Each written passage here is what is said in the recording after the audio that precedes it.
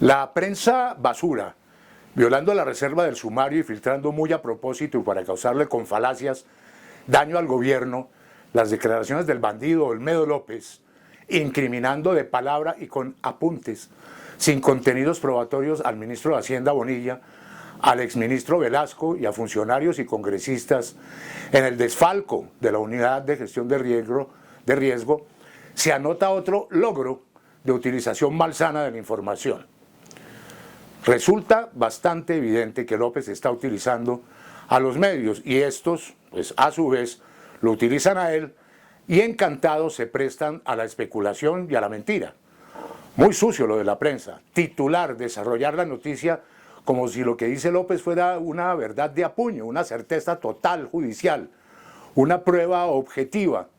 cuando es evidente que se trata apenas de su versión testimonial subjetiva, muy probablemente amañada, dentro de una investigación que apenas comienza y en la cual la presunción de inocencia del propio Olmedo, pero sobre todo de los personajes que él incrimina, debe primar ante el juicio y la condena prepagada de la prensa, que da pues como un hecho,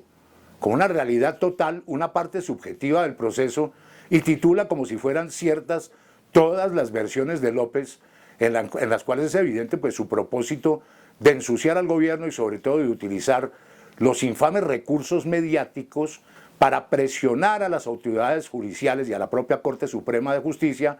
en su propósito de tratar de sacar una sentencia más leve y una condena menor.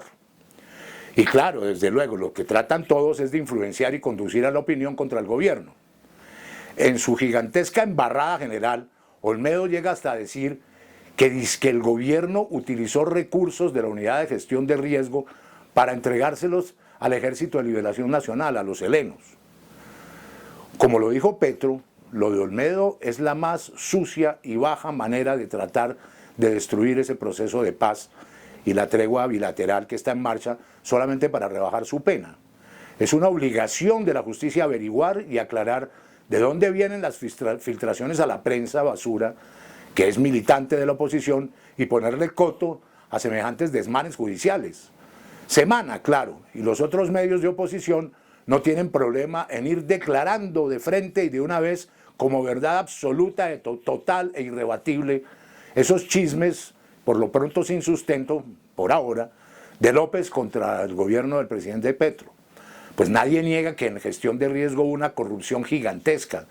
pero Olmedo López, en lugar de aclarar y profundizar para encontrar sus cómplices, los cómplices y demás culpables, prefiere, en su enorme cobardía,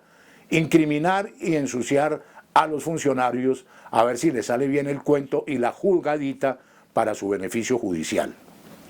Detrás de este nuevo complot pues están los mismos del golpe blando,